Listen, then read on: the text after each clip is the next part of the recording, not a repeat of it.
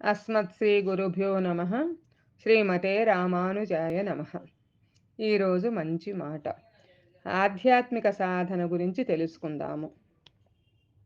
మానవునిలో హృదయ పరివర్తనం రానంత వరకు ఎన్ని సాధనలు చేసినను ప్రయోజనము లేదు.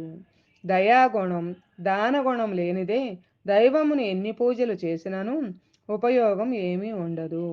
నేడు చాలామంది పుణ్యం వస్తుందని నదులలో స్నానము చేస్తుంటారు, ఉపవాసాలు చేస్తుంటారు, ప్రదక్షిణలు జపాలు చేస్తుంటారు. కానీ వీటి వలన పుణ్యం రాదు. ఇవన్నీ మన హృదయాన్ని పరిశుద్ధం చేసుకోవటానికి చేసే సాధనలు మాత్రమే.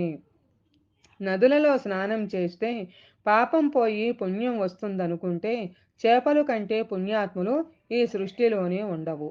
ఉపవాసాలు ఉండటం వలన కోరికలు తీరుతాయి అనుకుంటే నిత్యము ఆకలితో పొస్తులుండే పేదవాడు ఎప్పుడో ధనవంతుడు అయ్యేవాడు. అత్యాశ, సోమరితనం వలన మానవుడు ఇట్టి భ్రమకు లోనగుచున్నాడు.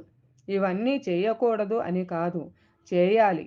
కానీ అంతటితో ఆగిపోకుండా ఆత్మతత్వమును అర్థం చేసుకొని హృదయము పరిశుద్ధం చేసుకొని పరమాత్మను అంతరాత్మలో ఆరాధించుకోవాలి.